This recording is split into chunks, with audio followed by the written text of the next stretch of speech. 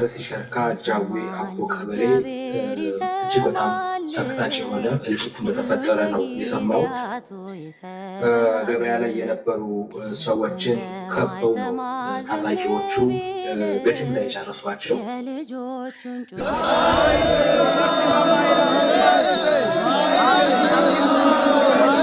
የእነ አቡነ ተክለ ሃይማኖት ሀገር፣ የእነ አባ ዜና ማርቆስ ሀገር፣ የእነ ክርስቶስ ሰምራ ሀገር ሰማዕታት ደማቸውን በዚህ ዋጋ የሚከፍሉባት ሀገር ሆነች።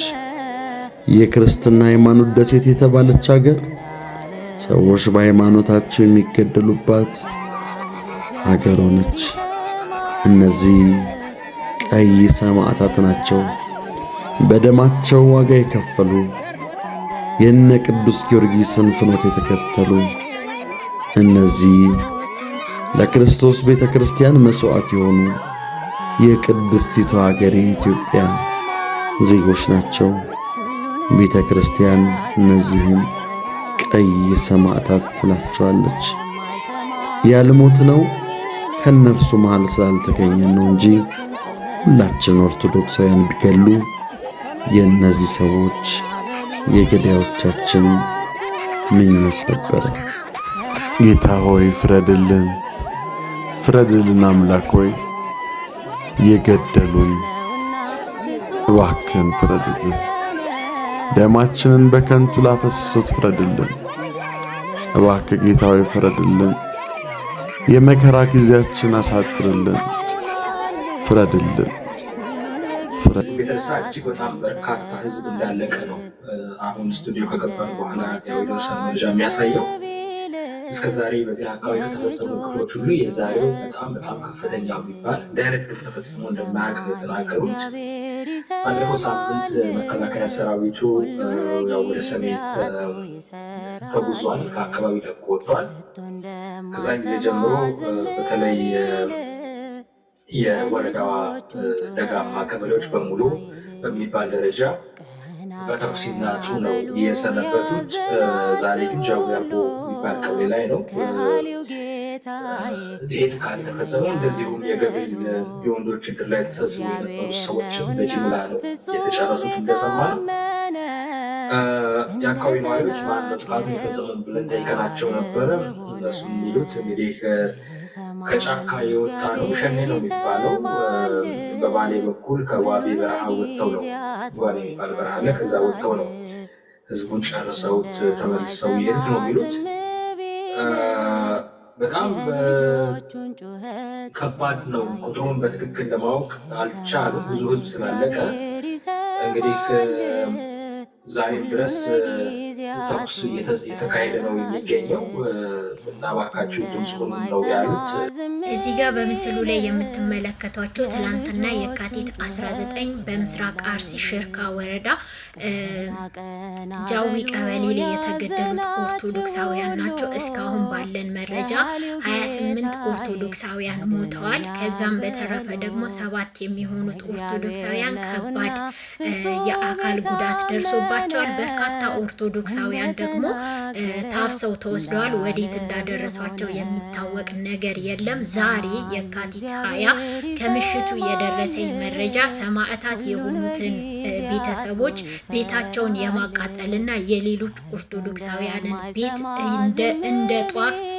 እንደ ጧፍ እያነደዱት መሆኑን መረጃ ደርሶናል። በዛሬው ዕለት በጃዊ አቦ ቤተ ክርስቲያን ሰማዕትነት የተቀበሉት ኦርቶዶክሳውያን በጥቂት ሰዎች ተቀብረዋል። የቀብር ስርዓት ተፈጽሞላቸዋል። ምንም አይነት የመንግስት መከላከያ እየተደረገላቸው አይደለም። አሁንም ድረስ ኦርቶዶክሳውያን በግፍና በእንግልት እየሞቱ ነው ያሉት። ፍትህ በአርሲ ስለሚገደሉ ኦርቶዶክሳውያን። በአርሲ ዞን ሽርካ ወረዳ ጃዊ ዋቾ ቀበሌ በተፈጸመ ድንገተኛ ጥቃት የበርካታ ንጹሃን ዜጎች ሕይወት ማለፉን የአካባቢው ነዋሪዎች ገለጹ።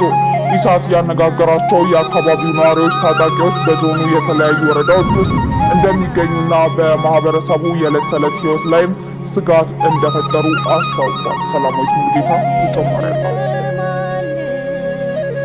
በትናንትናው ዕለት በአርሲ ዞን ሽርካ ወረዳ ጃዊ ዋቾ ቀበሌ በደረሰው ድንገተኛ ጥቃት የንጹሃን ዜጎች ሕይወት ማለፉን የአካባቢው የኢሳት ምንጮች ገልጸዋል። የአካባቢው ነዋሪዎች እንደገለጹት ጥቃቱ የተፈጸመው በሸኔ ታጣቂ ቡድን ሲሆን ሃይማኖትን መሰረት ያደረገ እንደነበርም አስታውቀዋል። ጥቃት አድራሾቹ ንጹሃን ዜጎችን ከመግደል ባሻገር ንብረት እየዘረፉ መሆኑንም ተናግረዋል።